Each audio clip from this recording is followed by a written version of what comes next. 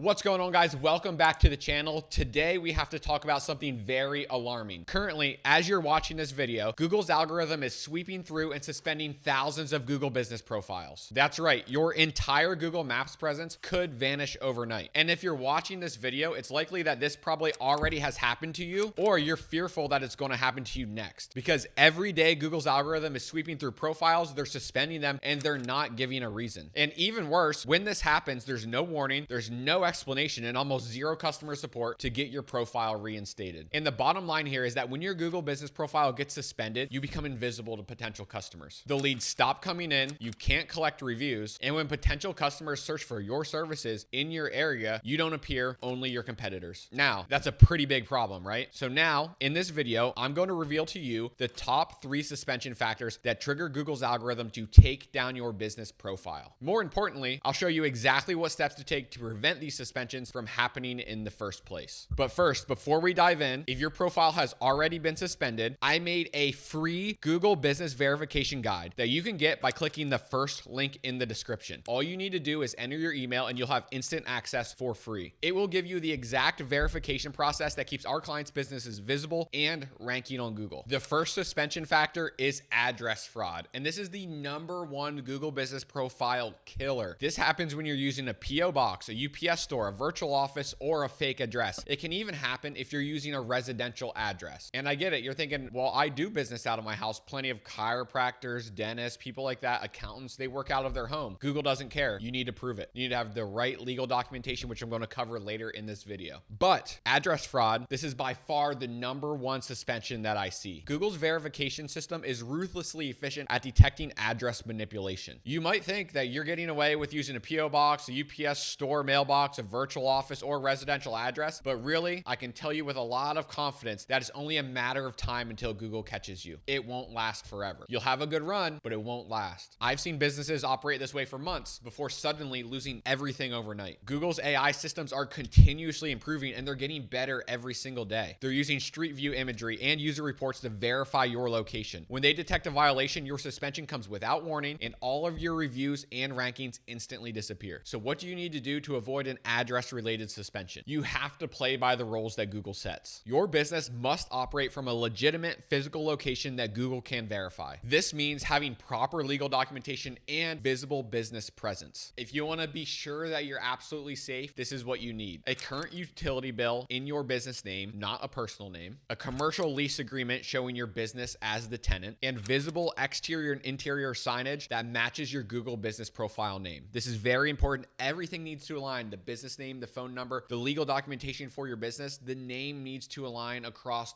all of these. Extremely important. And no, you don't need absolutely every single one of these. You do need something that shows that you operate out of that location, whether it's your LLC papers or the utility bill. But if you have a physical location and address attached to your profile, you do need some form of signage. It is non-negotiable. But if you're watching this and you're like, well, I don't have a physical address, what do I do? That's okay. Google has 2 types of profiles: a physical address and a service area profile. The preferred method for SEO would be to have a physical address. It's more powerful. But if you can't do that for the time being, a service area business will do. So you need to determine, what type of business are you? Do you have the physical location? Do you have the signage? Do you have all the legal documentation? If not, you have to be a service area business. And again, guys, you can always try to manipulate the system, but I can tell you, I know people who have, and it will not last forever. You're setting yourself up for a big loss in the future. The second most common suspension factor that I see is duplicate profiles. Sometimes people don't even know they have duplicate profiles and it happens to them. So what do I mean by a duplicate profile? If I had a business named Andy's Roofing Company and I had 2 Google business profiles with that name, or maybe even just a slight variation of that name, and the same phone number and the same website on those profiles, there's a very strong possibility that'll get flagged as a duplicate and both profiles will go down. Google strictly prohibits you from having multiple business profiles sharing the same phone number, even if they're for different service offerings or locations you own. This rule really applies to all business types, but it becomes particularly problematic for service area business profiles. The physical location profiles, I can see them getting away with it a lot more often than a service area profile. I've seen countless business owners create separate listings for ABC Plumbing and ABC Water Heater Repair with identical phone numbers, triggering suspension of both profiles without warning. So no matter if you have a physical address or a service area, your safest bet is going to be to have different phone numbers on each profile. Do not give them any possible reason to mark you as a duplicate. So what what you need to do. How can you fix this? This is a pretty easy fix here. Each business location or service offering must have a unique phone number dedicated solely to that profile. So I know some of you guys are thinking like, well, I'm not going to buy a new phone for every single location that I have. That doesn't make sense. Yeah, I agree with you. That doesn't make any sense at all. It's not a smart decision. So what you can do is you can just use virtual phone numbers, Google Voice, CallRail, any phone number that forwards to your main line. You can use these. And at the same time, this gives you call tracking numbers that provide marketing insights to you while satisfying Google's requirements at the same time. Or you can use department specific extensions if you have a business phone system. Just remember, never use the same phone number across multiple Google business profiles, even temporarily during the setup. The cost of additional phone numbers is minimal compared to losing your online visibility and reviews. Now, this is the silent assassin. This is the one you probably don't know about and you don't know if it's happening. This is user reports. And what do I mean by this? These are user reported violations on your Google business profile. So not everybody's always truthful with these. Your competitors can report your business profile directly to Google for a violation. And once your profile receives multiple reports, Google's automated system will flag it for review, often resulting in immediate suspension while they investigate you. The most common reported violations include service areas that are unrealistically large. You probably don't serve a 500-mile radius. You have the wrong address on your profile, another version of address fraud potentially. You have misleading category selections. You have inappropriate photos on your profile, or the suspicion of fake reviews. And the worst part is you don't have a lot of control over this. The only thing that you have control over is making sure that your service area is real and legitimate. There's no inappropriate photos posted to your profile. You have the right address and you don't get fake reviews. That's in your control, but it doesn't mean people still can't go on there and suggest an edit for a violation. So what you need to do is regularly audit your Google business profile to prevent competitor reports. You need to focus on maintaining your realistic service area, typically probably like a 30 to 40 mile radius. Make sure that your address is correct, current, and real. Select only primary and secondary categories that match your core services. Don't go crazy. And then only upload high quality relevant photos of your actual business. And then build reviews gradually with verified customers. So again, for this one, it's just maintaining within the guidelines. You can't control if people are going over and reporting violations on you, but it's in your best interest to make sure that you stay within the guidelines, because if Google does investigate you, you're meeting all requirements and you've done everything right, so it'll be much easier to pass. So let's look at this from a different angle now. Let's think about what a suspension really costs you. All of your hard-earned reviews go away, all of your listing analytics data, all of your ranking positions that you've worked really hard to get, all your photos and your posts on your profile, and the worst, all the leads that would be calling you. But here, as it relates to the hard-earned customer reviews, the analytics data, the rankings of photos and posts, these are all recoverable with a successful reinstatement of the profile. If your profile gets reinstated, you will get these back with it, but that doesn't always happen for everybody. It can be a very hard, long-fought process to get the profile back live. So essentially, for your business, a suspension means an immediate probably 30 to 70% drop in new customer inquiries, because the majority of potential new customers that find you on Google are going to find you on Google Maps. They're going to find your Google business profile in that local map pack. And when your profile is down, you will not appear there. Therefore, your lead volume will decline. And honestly, your recovery is not guaranteed. While Google does have an appeal process, they reject the vast majority of reinstatement requests, especially for repeat offenders. So guys, if you would like to see my step-by-step guide on how to properly verify your Google business profile, click the first link in the description, enter your email for instant access. It's the exact process that we use, all the guidelines, everything you need to follow to make sure you have your profile live and verified following all of Google's guidelines. Until next time, guys, hit the subscribe button. Do not leave without hitting that subscribe button. I'll see you in the next video.